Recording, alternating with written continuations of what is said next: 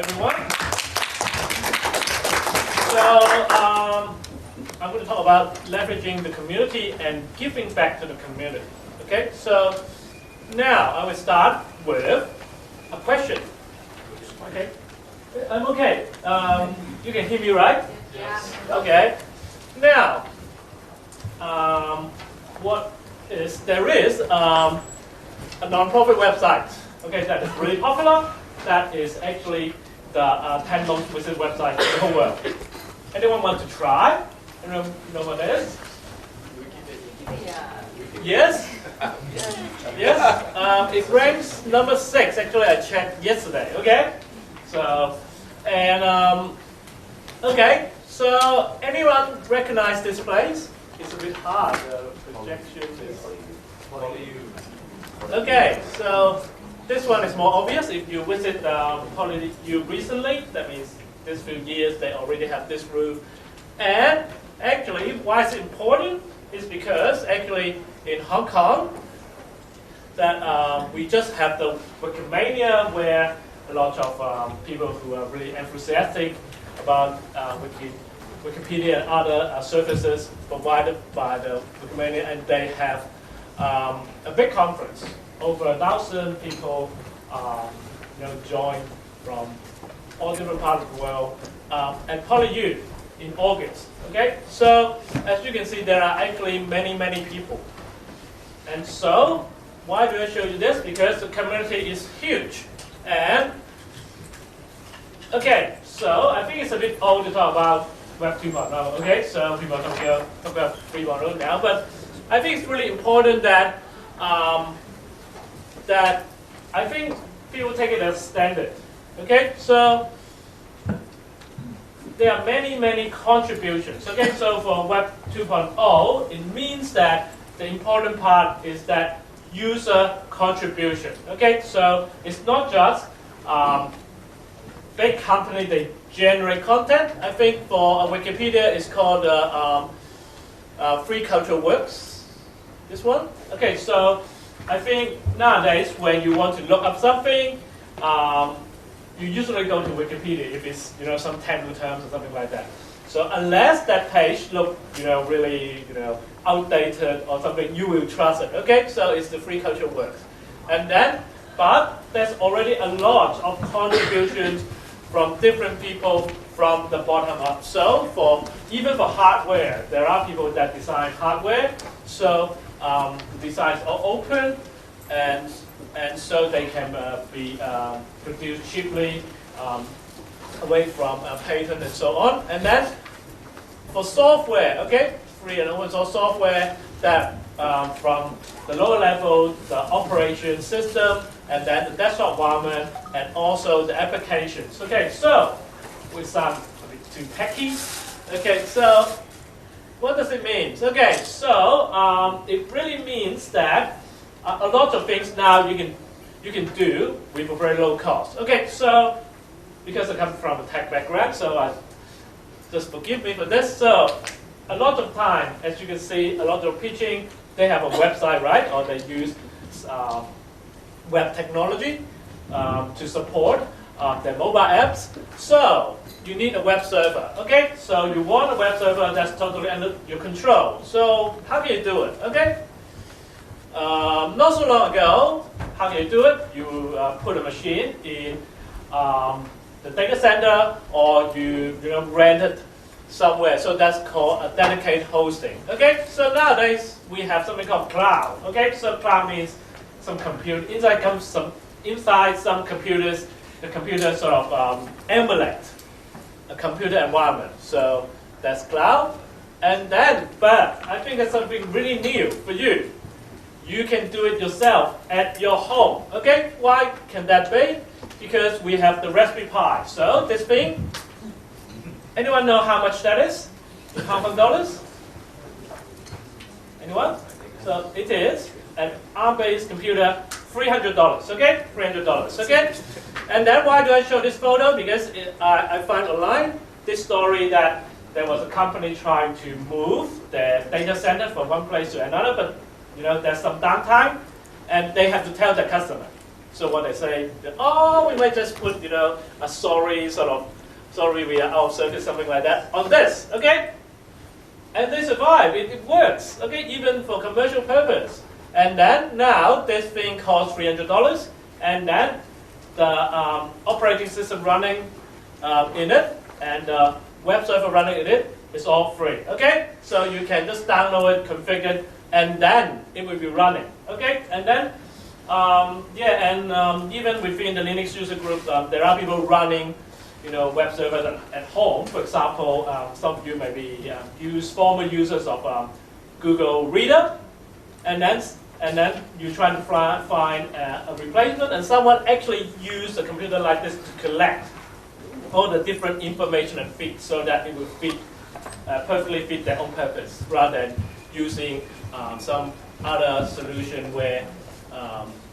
So I think what I mean is there's already different communities online generating a lot of things that you can use. Okay, so it's great. A lot of people actually, especially startups, they use those tools to help them so that it will. But why do you want to give back? Okay, so the highest thing, because we are social, is altruism, because you really think that you need to help others. But of course, at least a lot of people I communicate with, they use open source, they find, open source so good. How can I give back because I received so much? So reciprocity, which means they receive something, so they give something. But are there any other better reasons? Okay, now, so there's something called GitHub, which means in the GitHub there's a lot of free and open source software.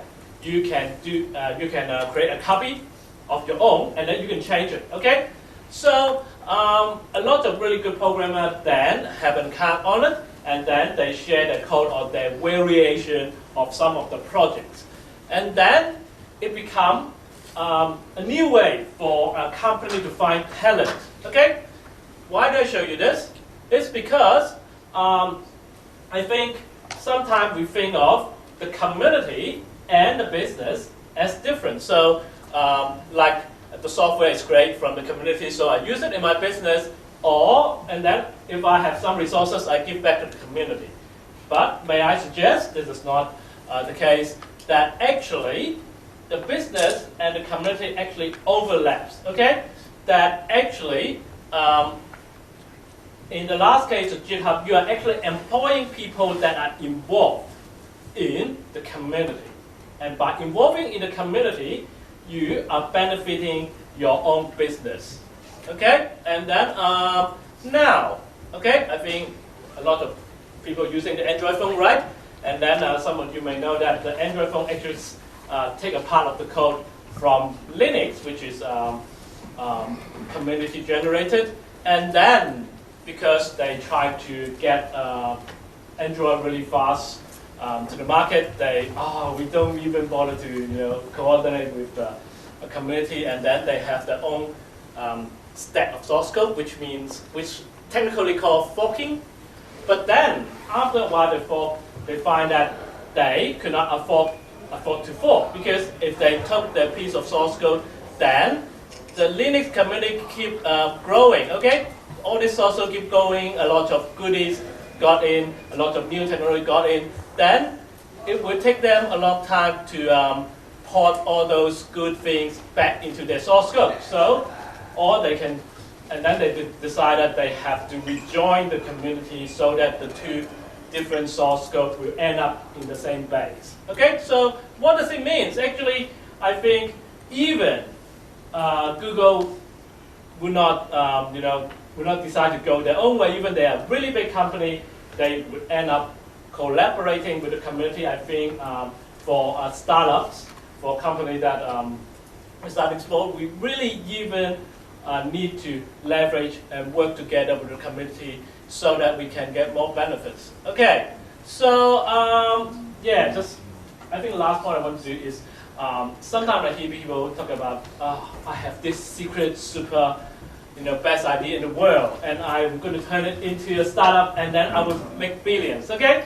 May I say that actually, on the other hand, if you can see this relationship with your business and your community, I would suggest you to share it with the community as much as you can, because if this is a really important question important problem you try to solve, probably someone would be working on it or a similar thing. So on the other hand, if you share with the community, you might get feedback and they might be even more useful. And also to release your idea early and often so that you can get as much help and feedback as you can. And also be a community leader. It's because a lot of those projects, either software project, if you become a community leader, then you can have some influence on the direction of those projects to your benefit.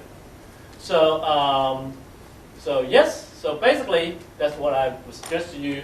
Leverage the community and also to give back the community so that your business can grow together with the community. Okay, so that's basically all I want to share. Okay, and that is just credit for template. Okay, so yes, so I think that's it. Thank you. Thank you for very inspired sharing. So it's not our yes. Now we should invite our next sharing guest. So here, come on up, Mr. Peter Wong. Just get my presentation. Share the crowd.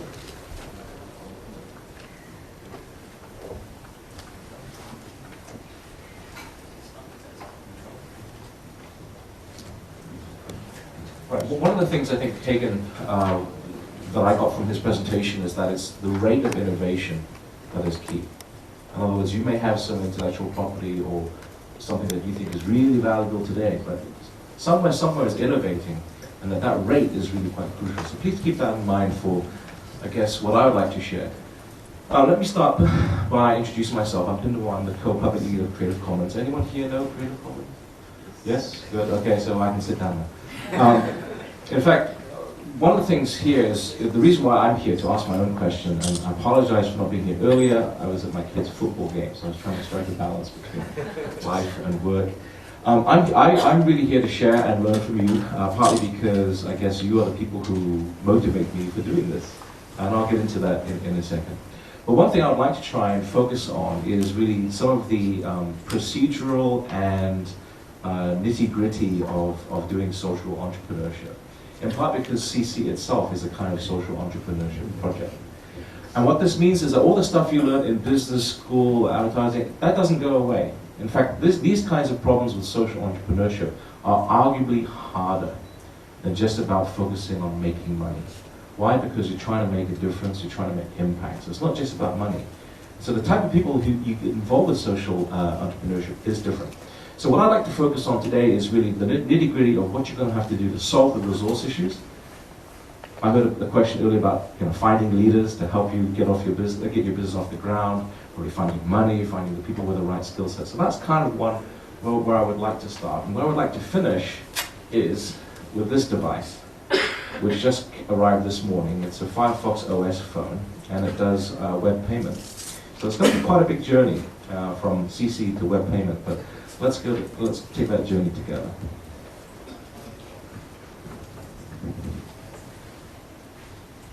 Okay, so what resource issues am I talking about? Well, if you want to succeed, you've got to get people to join you, right? Either as customers or as part of the whole movement. So I call it onboarding. And what I mean by that is you have to have a very clear vision and mission, the way you articulate what you're trying to do and say, yes, that's me, that's what I want to help with. That's how you get people on board. The human resource aspect, obviously, as you grow, as your company or as your movement grows, you're going to have to organize yourself in some way, shape, or form to be effective. And probably a lot of you are doing this as volunteers, so your time commitment is not full-time. So how are you going to organize volunteers? It's like herding cats. I don't know if you've ever tried to herd cats. It's kind of, it requires some finesse. How do you communicate? What are the resources you need to communicate, to outreach to people who you can convince?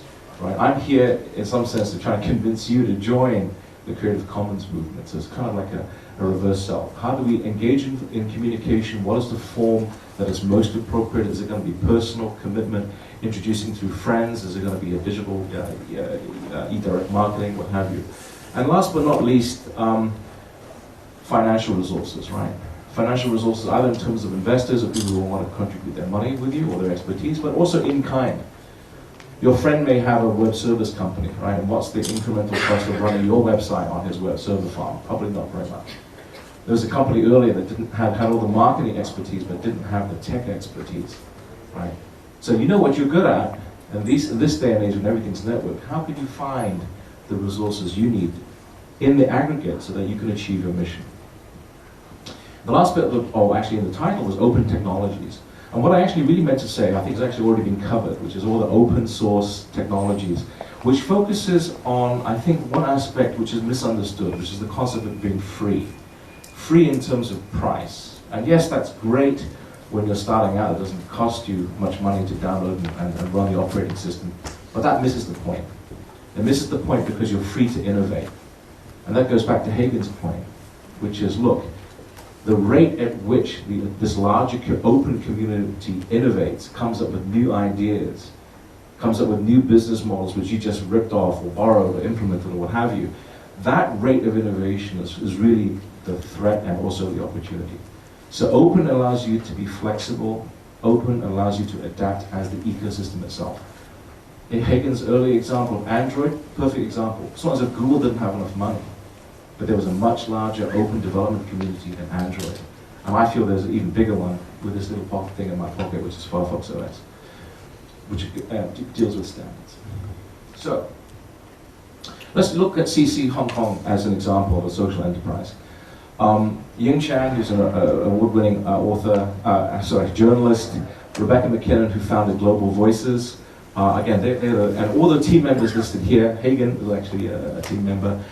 2 legal leads, all the people here, Honorable Charles Mock, before he was even more famous than he is today, they're all part of this team, right? Contributing their time, their expertise, for free, right? So it's not about money, it's because they believed in the cause of Creative Commons, which I'll get into.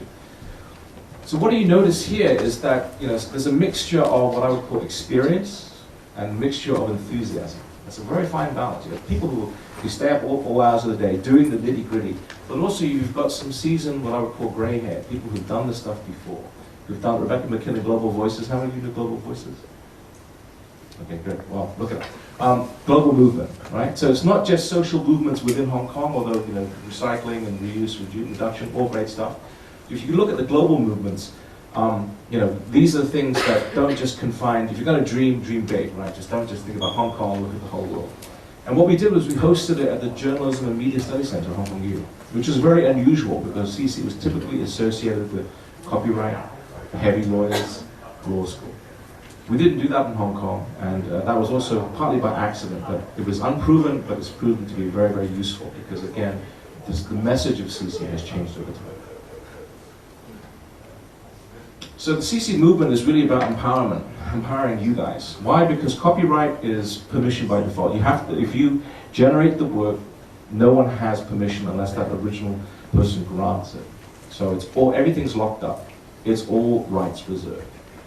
Now in the digital era where everything you can just share things, right? Share that photograph of that food dish, really easily. Well, sorry, that's not how the law works. So CC basically was a legal fudge, but done by some really smart people, Professor Lawrence Lessig of Stanford University then, to invent a series of licenses, 6 licenses, where the original power of, instead of the default being all rights reserved, the author can say, you know what, if you want to use my work for non-profit work, go ahead, please, don't ask me for permission, just take it. Right? If you want to take my work and build on it, please, do so. You don't have to ask for permission. So this kind of innovation is called permissionless innovation. In other words, it's very strange in Asia. You always think you have to ask someone for permission before you do anything. But again, the focus is on the rate. People remixing stuff online. We talk about parody now in Hong Kong. It's quite a hot topic. Again, remixing, adapting very, very quickly without having to ask permission before. If you have to ask permission, 2 things happen. Things slow down, costs go up. You have to find out who owns the copyright, liaise with them, etc., and you waste time, right? So in the digital era where it's so easy to duplicate, so easy to share, CC, which is now 10 years old, came to try and meet this clear need, right? Don't forget that, clear need. Just like any business, just where's your demand going to come from? So since that time, in Hong Kong, the reason why I got involved, in some sense quite late, in 2007, was because I was really upset. I was upset in part because 20 years ago, as Peter would know, I was involved with starting the first commercial licensed internet service provider. And I just happened to have 2 kids. And I was thinking to myself, look, what are the future of my 2 boys in Hong Kong? How are they going to make their money if everything that they shared over this network which I helped build is locked up? Right? Where's their team told? Right? Where's their future? How are they going to make money? And I looked at all the stupid discussion in the newspapers about copyright, and I happened to know Joy Ito, who was the head of CC at that time. He now runs MIT's Media Lab. And I thought to myself, well, look, why don't we get a group together, Rebecca McKinnon, and all these other great people, and let's just get this grassroots movement off the ground. So that's kind of what we did. If you've been following this discussion, there was lots of stuff last year, lots of stuff last month on parity. Last year was called Internet Article 23. Again, this is the stuff that people, if you don't agree with it, then you provide them, or you can channel that energy in a certain direction. Again, concept of building on a movement. One thing we found since introducing CC 2007 was, look, our authors who license their work also have to eat.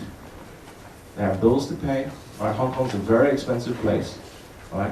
It's not just real estate, but in terms of the manpower and all the rest of it. But one thing we found a problem with is, how do you license CC works commercially to make money? Right? One second, right? How are you going to do that?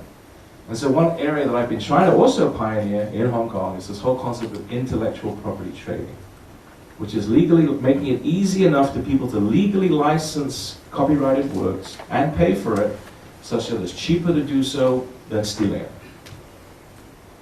And so right now, I'm glad to say in Hong Kong we've got 4 IP trading companies in the last year, 5th one coming in December, run by HKTVC. But again, one of the issues that we found in doing IP trading is financial settlement. How to get the money from your pocket to my pocket, okay? This financial settlement, which is why I'll finish with the fun.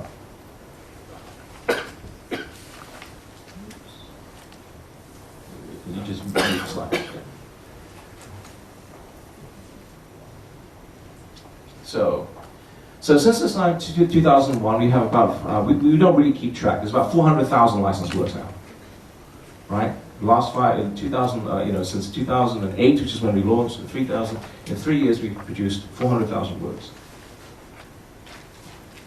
Now the history of this is that before we even launched, we spent 1 year to invest, to outreach into the community, to manage expectations, to tell everyone, hey, CC is coming.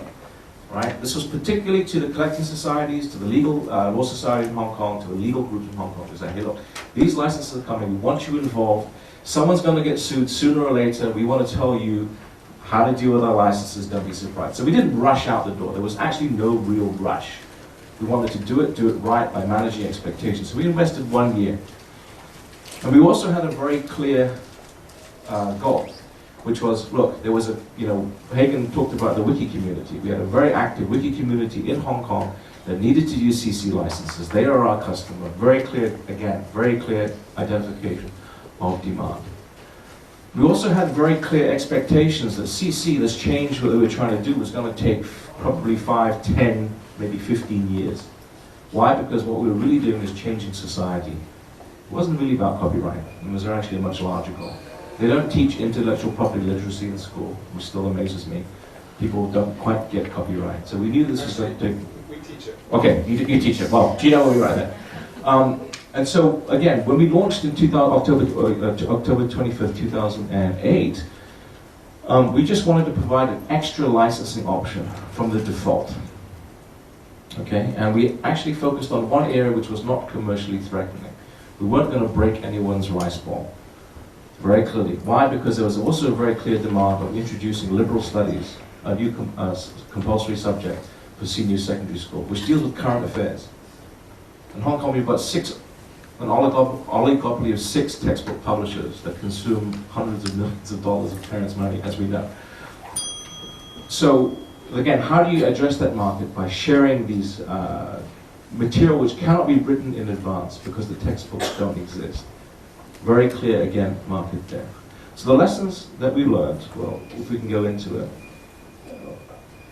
was the following, which is, look, there is enough if you share. If you identify what your group has, what someone else has, you can share. That sharing culture, again, was one of the reasons why this meeting is important, because you may not have the full solution, someone else in the room will have it, may have it. And what do you mean by sharing? Well, openness and sharing tools, techniques, insight, experience. Again, balancing experience with expertise. It's not what you own, but what you have access to. So don't feel as if you must have your own server. Now, again, things are in the cloud. If you don't have the technical expertise, don't think you have to go and learn it yourself. Have friends who know how to do it, right, Mark? Okay, and it's not the computer, it's the network. So the importance of this kind of meeting is to network among yourselves, because that kind of relationship is really what's going to be the equity going forward. There are different kinds of economic models which you can go into: sharing economy, open innovation. And let me finish with this. There is a larger movement. I told you about the phone, right? And one of the issues that we face with IP trading is financial settlements, which is how do you, the internet disintermediates. And so this device, which arrived this morning, is produced by ZTE. It's actually licensed from Mozilla. How many of you use Firefox browser? Right, they produce phones. So I think this is probably the first Firefox OS phone in Hong Kong. But the whole point here is this phone costs about 600 Hong Kong dollars. It's designed for developing economies. There are 1.5 billion people on the planet that don't have access to the internet. They're going to come online through one of these, not a laptop. They're all in developing economies. It so happens that 1.5 billion people do not have access to the banking system. And yet financial innovation in those places like Kenya, the mobile phone company is the bank.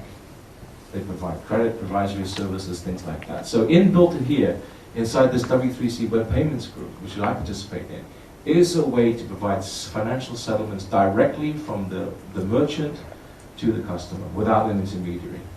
The tech is already done. So what I'm trying to plead, at least in Hong Kong, is that Hong Kong can become a center for web payment processing. Why? Because we have leverage with internationalization of UI. Why is this important for you guys? If this stuff works, and I think this is a sea change, most people think of just Apple and Android. There's a new kid on the block, Firefox OS. The difference is, if you can, how many of you know how to write HTML?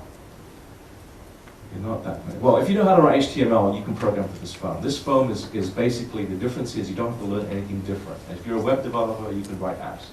That's why the developer market for Firefox OS is much, much larger. The point here being is that the social projects that you engage in, just by example, CC is not just Hong Kong. It's there in 70 jurisdictions. It's global. We're releasing the next version of the licenses on the 18th of November, 4.0, which deals with databases. Okay? So these things enable the sharing to occur with least friction, with new innovative business models which can be legal. The last bit to solve, which I think is almost there, there's a meeting this week in Shenzhen to, again, kickstart the technical process of getting this as a global standard, the web payment global standard. The ETA date for this is 2017. So it's a great time to be alive, it's a great time to innovate, and I look forward to networking with you in a second. Thank you.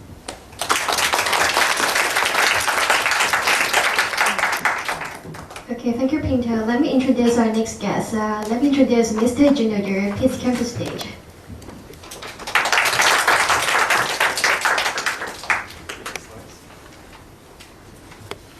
Me too.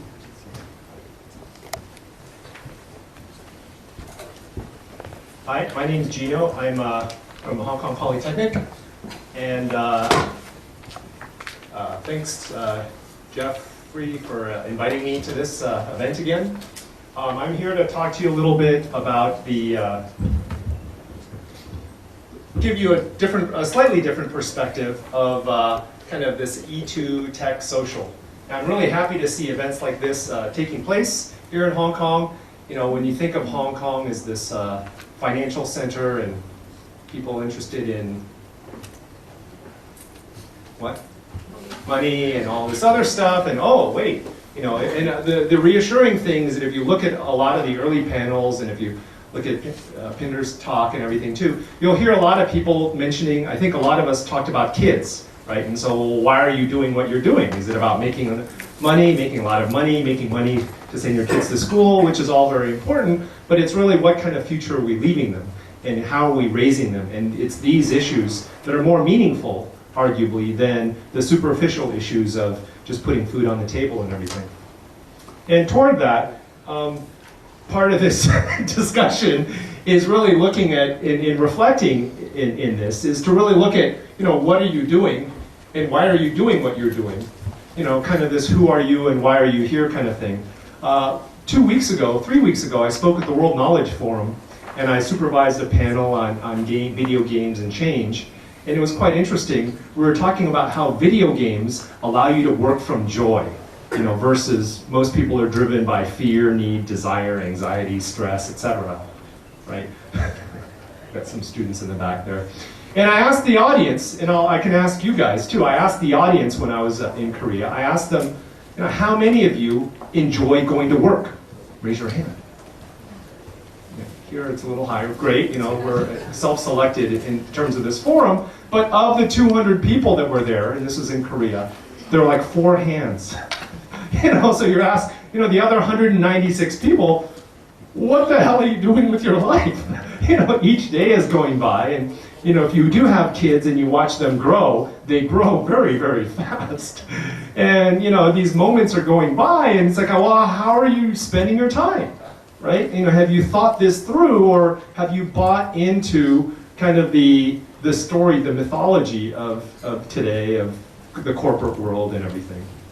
And the fact that you're here, and the fact that you're an entrepreneur, when you talk about kind of paths, there's discussion about the left-handed path versus the right-handed path. The right-handed path is people like you just left, people like David, for example, David Chung. I've known him for about 10 years. He's been working here at Cyberport for over 10 years. He wears a suit. If you look at the Cyberport people, they're kind of like this. And there are rules, he knows the system, and he's been progressing in the system. He's a little entrepreneurial in that he supports events like this, but there's only a certain amount of things that he can do because he's got the rules. He knows the rules in the government, he knows all of the rules, and he's climbing, and his life structure is structured around the rules of society. And that development path is called the right-hand path. On the other hand, you have the left-hand path. And these are people that say, I see this system, but it's not working. I also see the misery, I see the suffering, I see the anxieties. These people are dressed more like, actually, can you stand up again? They're dressed more like this, right? And so if you look at me, this is dressed for the students in the back that know me, this is dressed up for me. And so they're more, well, I don't know what the rules are. I see the rules, but I don't really live by them per se.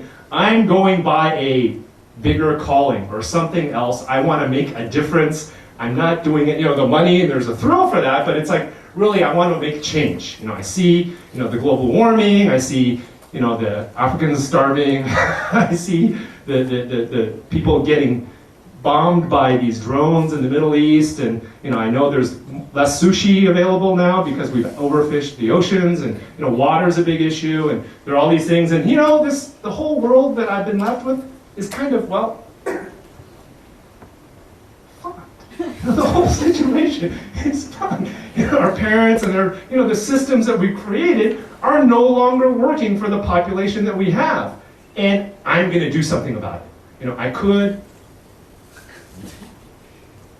And just kind of work as one of the wheels in the machine, or I can try to go off and do something new.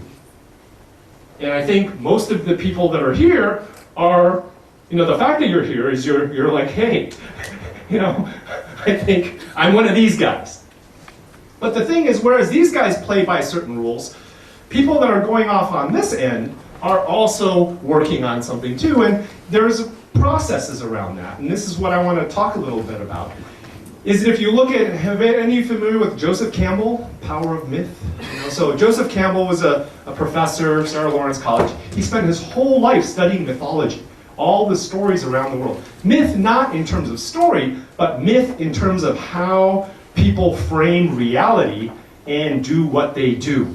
And so if you look at this, generally what happens, and if you look at stories, any movie, there's a 3-act structure. You know, Act 1, Act 2, Act 3, etc. Usually it starts with a problem, and then at the end of Act 1 there's a complication, and then there are like a series of challenges that are overcome, and then at the end of Act 2 the hero is at his lowest point, and then there's a resolution. So this is 3-act structure. And the way it's also described is it's about moving from the known, from what we know of society and the structures, into the unknown, finding something. It's like Prometheus in the fire, discovering the fire,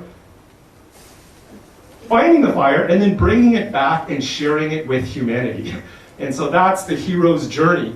And there's a path, and this is very well known because people have been living it for literally hundreds of thousands of years. And so what's actually going on the left-hand path is a move away from the traditional cultures and societies and beliefs to discover the fire, and for him, the fire is Creative Commons and this kind of thing, and he's bringing it back and sharing it and propagating it. And so the key thing about this is really looking at the inner game. You know, just like when we talk about sports or music or anything, as an entrepreneur, why are you doing what you're doing? How is the reality responding? And as you're going about your hero's journey, how is it affecting you and your psyche? How are you framing it? Is it that, you know, I could say, well, this world sucks, nobody listens to me, you know, I've got the solution, but, you know, Pink Floyd, that, you know, the songs you sing, no one can hear you sing. No one can hear the songs that you're singing, you feel very bad. Or, you know, how are you working with the reality that's presenting itself? You know, are you working with it? Is it inspiring you? Or is it making you more depressed and closed? And this is the journey that you go through, you know, with this path. And so if you look at entrepreneurship in this context, in fact, there's a program that we're developing, and there's a book that we're writing. Well, let me see. Yeah, so there's a program that we're developing, a book that we're writing called Entrepreneurship as a Spiritual Path. And the idea here is that if you have a passion or a desire, you know, that's driving me, working through a conditioned worldview, which is my belief system, with or against the unknown, there's an opportunity for transformation and personal growth. And so the question is, can I take the entrepreneurship process and through my engagement of achieving towards where I'm going, where I'm trying to go, can I use that to help facilitate my own development and my deeper understanding of who I am and why I'm here? And if you can frame things in that way, entrepreneurship becomes a lot more meaningful, not only from what you're trying to do, but for you personally in your own personal growth and personal development. And I think the higher we're discovering, the higher the level of consciousness, or the higher that you can achieve that within yourself, the more social and meaningful and worthwhile the organizations that you create and the products that your team, your organization creates. And that's leadership and entrepreneurship from the inside. It's the inner game. I haven't told you what you should be doing, whether it's Creative Commons or social banking or e-banking or anything like that. This is what the inner dynamic and the struggles that entrepreneurs face. You know, I was in Korea too. I met with Wong, who founded Red Octane. They made Guitar Hero, and you know, through his trials and tribulations, he actually mortgaged his house twice. You know, just to you know, to be able to, you know, with kids, mortgage your house, you know, that's a huge thing. And the risk and commitment. And so the thing about this, and the premise for this, is that, is in the one takeaway that I'd like to leave with you is, can you work from your deepest truth? You know, there's a superficial surface thing of making money and all this other stuff, but can I go as deep as I can within myself, find that some nugget of truth that's driving me, and can I work from that? And if I can find that and then work from that, then the question is, how does that which you think is you engage that which you think is not you? As you start working from it, how do things happen? And you'll notice that you'll start meeting people, people will show up. A lot of things, there's that Goethe quote where, you know, as soon as you move, Providence moves with you. And so the question is, are you willing to take that leap? And are you willing to go all in like Kai Huang and really treat this as a life mission and something that you feel strongly about? And so here in Hong Kong, we talked about Cyberport. There are a lot of things. I actually run we run a master's in multimedia and entertainment technology program, shameless plug. And so it's basically like a Y Combinator within a university. We have a number of the students that are here that I've encouraged them to come along. We also do a lot of research. So I have a PhD in electrical engineering and computer science. We've done about $50 million in research and consultancy funding from the government and locally. For every dollar I get from industry, we can get $9 from the government. We've done a lot of things with biometrics. We're doing EEG, heart rate variability, skin response. This is the latest quantified self type stuff. I think there's a conference here on this coming up. We're doing a lot in robotics. We've gotten about $10 million in funding right now in consumer robotics. We're doing artificial intelligence, and one of our strengths is digital entertainment. So we've been doing video games and digital entertainment for about 20 years. And there's a lot of expertise here in this, and we also do have a master's program, which I'll leave some of the flyers at the door. And again, the point of this talk is really to hopefully inspire you and encourage you, and to really help you reframe what you're doing, not only for the external goals, but what's driving you on the inside. Thank you. Thank you, Dr. So our next speaker is Dr. Hon-ming. He's a professor of life science in CUHK. So thank you, Dr. Hon.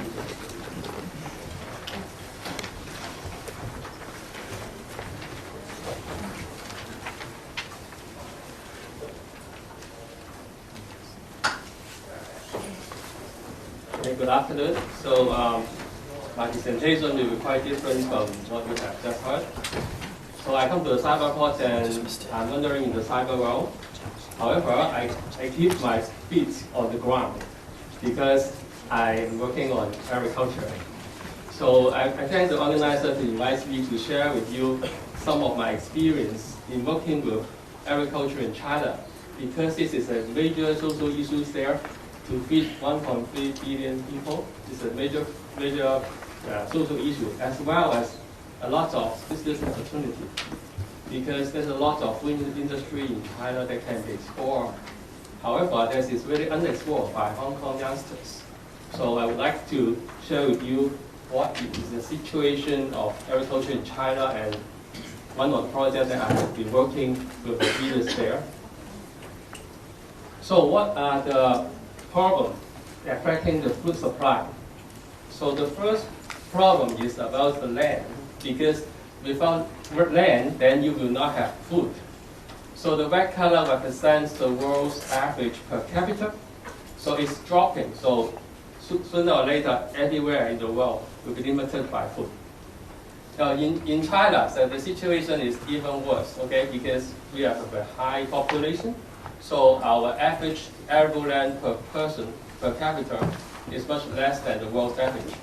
So this data I published in one of the papers in the Lancet as a review, but you can always download the raw data from FAO, because the Food and Agriculture Organization actually has all the raw data. The other major limiting factors for Chinese agriculture is fresh water. So the red color again is showing you the dropping of the available fresh water in the world. We are surrounded by oceans, right? Three-quarters of the sea, three-quarters of the water is from the sea, right? So, but it doesn't work because we cannot drink seawater. So for fresh water, due to many reasons, so we overconsume, we contaminate our water. So in the whole world, the fresh water per capita is dropping, and in China it's around only 1/4 of the world's average. So the China situation is they don't have enough land, they don't have enough water, so some kind of innovative idea in agriculture is important. And after 3,000 years of agriculture, most of the China's land has been depleted. So the so-called first grade land for agriculture is only around 40%. So many lands in China at this point is not very suitable for high yield production. However, because of the large population, we need to do that. So how can we satisfy it, right? So let's look at the situation, that you will see how terrible it is in some region in China. So this is Yellow River. So this is a region that we still have agriculture, called the lowest highland in northwest China. So after this region, this is the oasis. The oasis is surrounded by desert. So there's a lot of government initiative to protect our oasis. If you have an innovative idea that can prevent desertification, I think they will fund you. But I always emphasize to my students, you need to have first-hand information. So I took this picture from the airplane, it's too far away. So I went there by car, then I can see the real landscape. And you will have a real feeling what's happened there. So don't worry, those lands, although it's dry, but once they have water, they have a lot of vegetation because the soil is very good. They just limit for water. Besides limitation of water, the problem is salinity. So this I took from the airplane in the Jilin provinces in northeast China. Those are all salty lands. So I went there by car. This is salt. So but underneath the salt is the black soil. So wonderful soil of northeast China, but it's covered by salt. So we cannot use it. So if any way that we can change this situation, it would be wonderful. Okay, so far China is doing okay. Because if we look at the cereal production per capita, after the opening up of China in 1980s, it's catching up with the world's average. Now, how China can achieve that? In the 1960s, we have a problem of great famine. Many people starved to death. When I was born in that year, actually the mortality rate is higher than the birth rate because people starved to death. But now, we are chasing after the world's average. How can we achieve with limited land and water? Okay, and I'll tell you later what's the technology. But we're also facing a change in economic power. So this is some misunderstanding by the world that most Chinese still eating rice only, and this is wrong because China has a lot of money now. So even in villages, they start to change their diet. So if you look at the meat consumption, actually the meat consumption has been gradually increased and already passing the world's average. Also, the egg consumption. So we have two things that is very high for China. One is meat, the other is egg. Okay, so they're quite high. But what is lagging behind? Milk. So because we do not have enough pasture to feed the good cow, so we are lagging behind milk. That's why we have the Malami problem. Okay. Now, but how about substitutes? Okay, substitution fish. Okay. So China is raising a lot of freshwater fish in a pond. Okay, much higher than the world's average. Now, some time ago, the Chinese tried to go fishing in the ocean, and then facing a lot of opposition because they really depend on the ocean to feed 1.3 billion people. All the fish will be gone. So they go down again. So it's almost like that's the world's average per capita for the marine product. Okay, so but the problem is due to that change, we actually have two kinds of nutritional problem. So in the economists, they have do a survey about the obesity problem in China. This is woman, this is man. The red color is China. So no matter woman or man, after 2005, they have a trend of increasing because of change of diet. So healthy food become a major issue. Not just calories, but how to eat healthy and a healthy food diet. And of course, food safety too, right? So, and if you look at the import-export value of food and animal product, actually, we have the wrong impression that China only buys things. It's not true, because China also sells food and sell the livestock. This is a major increase in the agricultural economy over the last few years. So this is a major business in food in China, and therefore food safety issues become very important because if they cannot keep the international standard, they will lose money by by people returning their product. Okay, so because of that change in diet, so we have a major need of animal feed. So you can see that the maize, which is the feed for animal, actually the cultivation land has been increased dramatically. Also, we use a lot of soybean in feeding in blue color. You don't see the increase in acreage because we buy it. Okay, and that is the project that I'm working on, how to grow soybean. So for this part, just in summary, so we are changing our food diet to semi-vegetarian to animal product dominant diet. So we lead healthy diets now. At the same time, there's a 30% of the Chinese population below the poverty line, having only around 3,000 Hong Kong dollar a year. Okay, so 30%, a huge amount of number. And also, but while some people has problem in getting too much calorie, some people are under malnutrition. So the situation of malnutrition is about causing 4% of the GDP loss each year in China. So again, so there's a lot of social problems there. So how could China take care of it? Today they use high input, high output approach, adding water, adding fertilizer, and also making improved crops. So, for example, they can make new crops by artificial pollination, and this is also the famous hybrid rice.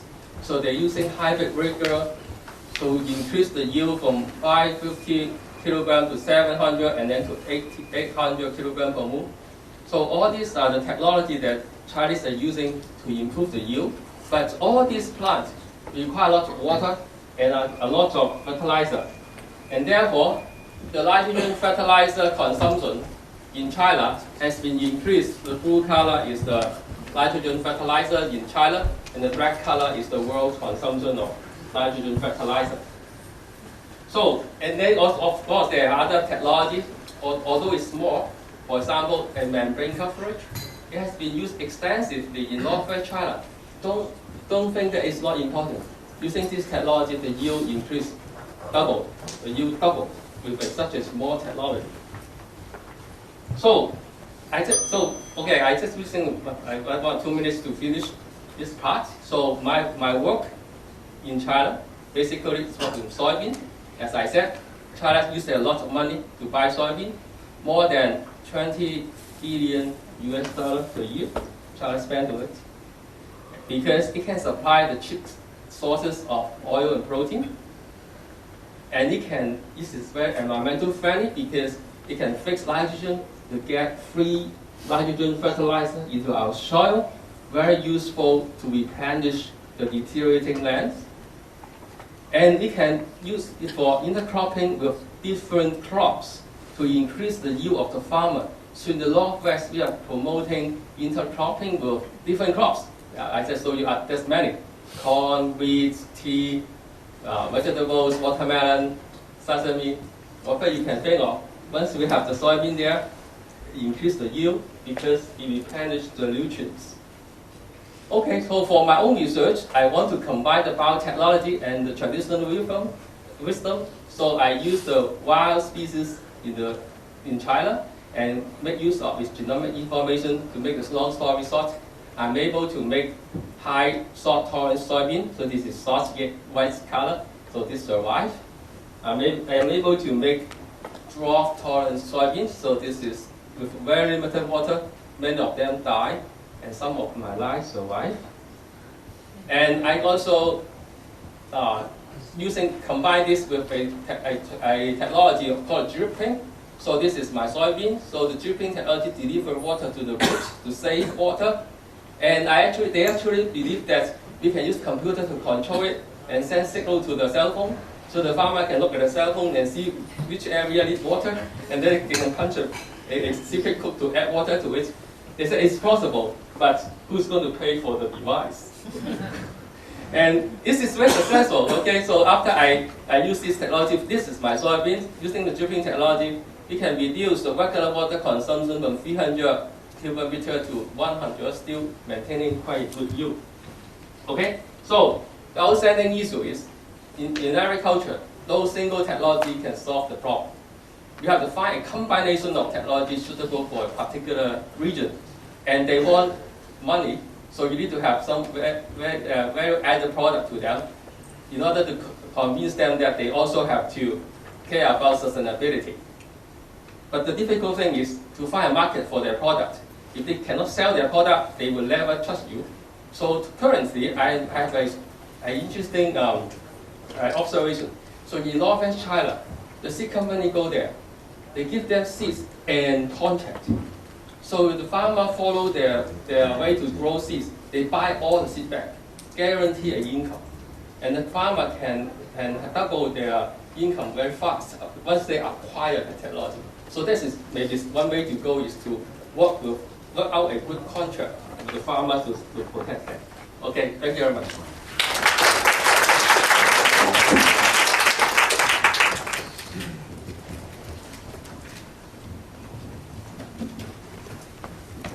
Okay, thank you, all the speaker. May I invite all the speaker to come to the stage?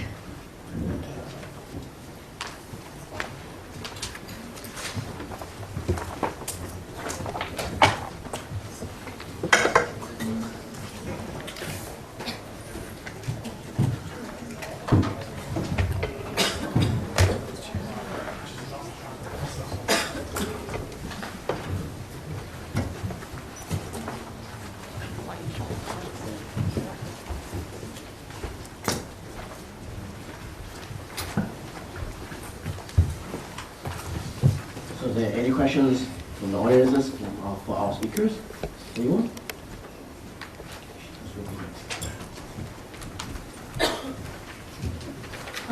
I have a question for Professor Hon-ming.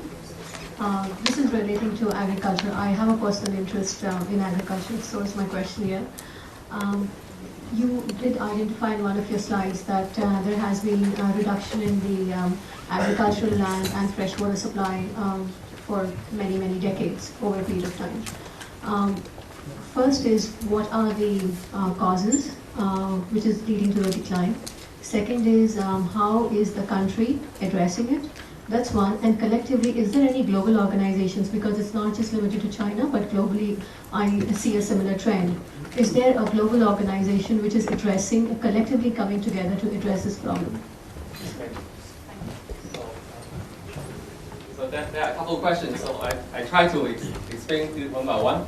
So in China, the problem of land deterioration and reduction is due to mainly due to urbanizations, industrializations. So they use the land to build cities or urban area or factories. And besides building those buildings, they also contaminate the surrounding environment. So the woodlands get deteriorated. And also due to the old kinds of irrigation system. The old irrigation system in China that has been established in 1950s through the teacher, that's the former Soviet Union. So they bring water into the field without a drainage system. So the water comes in together with salt, but the water evaporates, the salt stays. So that's a major problem of salinity in the field that have a old kinds of irrigation system. And the current development of heavy industries and other agrochemical industry in China contaminate the fresh water underground. So water and land both are reducing. So in China, currently their strategy is to make sure that the farmer can earn more money, otherwise nobody will stay there. So how to do that? So they migrate a majority of people out of the village to satellite town. So they build a lot of satellite town. So in 1980s, the percentage of farmer people in rural areas is 80% in China. Yet last year, 49. And they still aim at lower population in villages. Why? Because when you have lower population, then each person can have more land. When they have more land, they can use machine. They can use a large-scale harvesting. So that is the way that they're trying to do in China. In China, there's a lot of government activity to prevent the desert formation. So they have money to do that. So they hire a lot of international experts to do it because they do not exactly know what happened. So sometimes they call me and ask me what happened in China Northwest. But it's okay, they spend money on it. But there are real application internationally, not only in China, is the concept of urban agriculture. Because since you are doing urbanization, is it possible to use the urban area to grow agriculture so that not only the big field can grow agriculture, but surrounding the city, can you build safe vegetable supply for the city people using like some of those old buildings or whatever? That is one new concept advocated by North America, Australia, and people in Europe. And China is help slow in that. But internationally, people are advocating different ways to handle this problem. Can I just jump in, because I actually just spent 3 years studying this as a private interest. I think there's an initiative, I'm not sure it's the United Nations one that says how to feed the next billion, and there's a target of 2050, and that's part of the second part of the technology. And about 3 months ago, I spent a week in Christchurch, New Zealand, at one of the universities there, looking at New Zealand internet agricultural technology as it relates to China. Why? Because this is a huge political issue. And so there are two elements to that, which goes to what was said before about precision farming, where using GPS and satellite was not adequate enough. And so they're now trying to do precision, plus or minus about seed placement of 2 millimeters. It turns out that one of the best wireless networks in the Christchurch area is run hop to hop by farmers. And so what we're seeing now is again how using tech, wireless technology, super Wi-Fi, these very broad technologies to increase yield.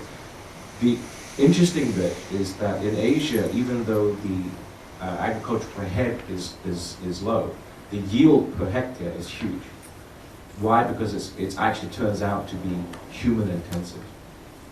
And so it's actually not necessarily the case that using petrol intensive techniques, the wide fields and tractors and stuff, actually is applicable to Asia. So where this relates in tech and social, it's that yes, there's a social need. It's not really a question of how much you're going to pay for it. We're going to pay for it sooner or later, right? Not by money, but repeating history, I guess. So the question is how can, if this is a pressing issue, which it is, then how are we as either technologists or socialists going to get control? So it's a great example of, again, the water tech is from Israel. Right? They've got really great water tech. In fact, New Zealand also has it too. But just-in-time nitrification, fertilizer, just-in-time placement of seed to plus or minus 2 millimeters, just-in-time, almost effective use of delivery of water. These are all great things, together with urban farming, which the sun unfortunately sets half the time. But in urban cases where you can actually keep the lights on 24 hours a day. So they're a great topic because it illustrates how tech and society can work together. Often not appreciated, but as I said, social entrepreneurs literally have to eat. So for this end, I would add something to it because yes, this is very right. The IP technology can be applied because you can have sensor to the field and detect whether the nutrients or water are depleting. You can even using a satellite signal to receiving the infrared signal to know whether the whole region is suffer from a low yield or high yield. That's all possible. But need somebody to formulate a way so that we can really apply it because the farmer is half slow in accepting those technologies. Internet of Things, how many people have heard of Internet of Things? Right. So this is again one big area where you can develop soil sensing technologies, cast broadcast that does salt, nitrogen, calcium, potassium, all those key elements, and feed that data back. So the farmer will know exactly which part of their pasture is both the highest yield and which one needs the most resources. And then feed that into, again, the banking system or system of finance. So in fact, it all goes back to if you can empower the farmer with information through phones or what have you, then you can try and increase yield. So it's all a cycle. The tech and the society, it all relates. It's how to put together it in a very clever package. I was in Thailand about 4 months ago in February. They're doing great stuff with the Raspberry Pi. So this tech is there. The question is how do you use it? How do you use it imaginatively? How do you drive the price point down? And where do you innovate? Well, we got one question here before we start the next round. Richard, here you go. About the phone, is it any different than what they have in Africa now? And how would you make Hong Kong a web payments capital? So it's a great question. This phone is not designed for Hong Kong, because Hong Kong is, we've got all sort of first world phones. It is designed by Mozilla, which makes the browser, to solve a social issue. The social issue is the people in less developed economies have two problems, one of which access to capital to build their infrastructure, the so-called money, but they do know that they're going to come online through the mobile phone. So in fact, the best financial innovation in this space actually came from Kenya, right? The M-Pesa system, where again the mobile phone, they do credits, and this is actually quite common in Africa. So the innovation was such because they didn't have, I guess they weren't necessarily over-regulated in the financial sector. Where Hong Kong plays a role, I think, is in two areas. First of all, is we are good at finance, right? So it's not the case that I disagree with Eric Schmidt, who was here on Monday, saying, oh yeah, we've got to do, all this tech. Yeah, that's fine, but let's not forget what we're good at. And we're good at finance. In fact, we're number one, right? So why don't we innovate? Twofold problem. FinTech is from 1970s, right? We're doing credit cards, automated clearinghouses, that's kind of peaked out. There's a little bit about W3C stuff, but this is from the viewpoint of banks innovating. Where fintech is now happening is technology companies are reinventing finance. Very different worldview. So with MozPay, which is Mozilla, there's no concept of what I would call the marketplace tax. If you're a software developer and you go through one of the portals, you get 30% taken off the bat. So this is dealing direct. So this is what the internet and the web standards are good at. We deal direct. It disintermediates, right? You don't need to have the person in the middle. I know you, I go direct. So if I'm the farmer and you want to sponsor my work, if I'm the blogger and you want to keep my thing, I support you. But I support you at about 50 cents Hong Kong a month. That's what I can afford. I'm sorry. But how can I route 50 cents to that farmer in northwest China? Well, the TT costs are going to be, what, 100 and something? So what the W3C Web Payments Group is trying to do, and I'm a member of that group, is basically drive the cost of routing money from A to B to zero. So we use like email, right? Who cares about how much the email is sent from A to B, right? There's a standard for sending email across the web. Why isn't there a standard for sending money across the web? So the reason why Mozilla is very interesting is because in the developed world, these phones at 50, 60 US dollars are going to be the access devices. It's also going to be the banking network. And it also goes direct, point to point. So there's whole new ecosystems. The reason why they can innovate, in part, is because the first world doesn't really care. So far as, well, what are we going to do? Build a huge banking network? Let me give you an example. People say, well, why don't you use PayPal? Right? You can use PayPal, right? Credit cards, well, PayPal, when they were looking at shopping around Asia, I think they were looking at Singapore. And they said, well, you come to Singapore, we'll do it here. And if you want to do, PayPal in Africa, well, we need a street address. A lot of places in Africa are sort of very local communities. Everyone knows the street, but there's no numbers. Right? So looking at it from, again, which perspective are you coming from? If you're looking from a first world view, do we have a problem with routing money in Hong Kong? No, we don't. Well, Hong Kong's advantage is that as the yuan, the renminbi, is going to internationalize, which will probably be through Hong Kong and London, China is interested in global trade, right? And who are one of their biggest trading partners? Africa. Where all the mineral wealth, oil, and all of that. Northwest China, same issue. In fact, so it's not just an international issue; it's a domestic issue within. How do you keep farmers on the farm when on one hand everyone's attracted to the bright lights of the city? Is providing them direct access to the economy, so they don't feel as if they need to mortgage the farm and they send their kids into the city. In fact, if you look at the average age of farmers, it's going up. So that's true across the whole world. But also it's that generation which actually has the knowledge. Because in fact, when you look at, I just had book knowledge of the last 3 years of looking at lots of agricultural books. Summary is this, everywhere is different. Right? So local farming knowledge about, the NPK of doing in this area, the right mix of crops, is not going to be in a textbook. It's known through the local farmers. And that knowledge, if you follow, Jim Rogers, he's looking at this and saying, look, this is if the next guys who are going to drive in the Lamborghinis are going to be the ones who are the farmers. And that's maybe tongue-in-cheek. But again, social issues. So Hong Kong, going back to your earlier point, the reason why Hong Kong is advanced, we've got great internet infrastructure, one of the best in the world, best broadband penetration, and some of us have a hand in that. Number two, we are a bridge from China. Number three, we have a rule of law. So as China internationalizes and we can become a center for web payment. What does this mean? It means that when the payment from A to B, we want it to go through Hong Kong. And maybe we do our traditional things. We take a cut. Out of the 5 cents I route, maybe I take a fraction of that cent. But given the internet in terms of scale, we've got new ways of reinventing business in terms of what is the foreign exchange market when Bitcoin is circulating. Right? That was in today's paper, I think.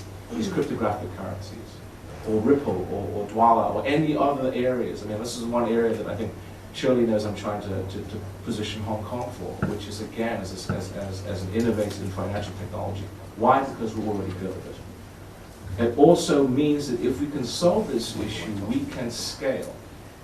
Everyone's got the ideas here, but if you have access to the capital in Hong Kong, if you have access to the expertise, dream big and go to these places, right? You can't do this from Hong Kong. We're also lots of people coming through Hong Kong. So I think there's lots of, Snowden chose Hong Kong, right? So there's a lot of visibility into this place.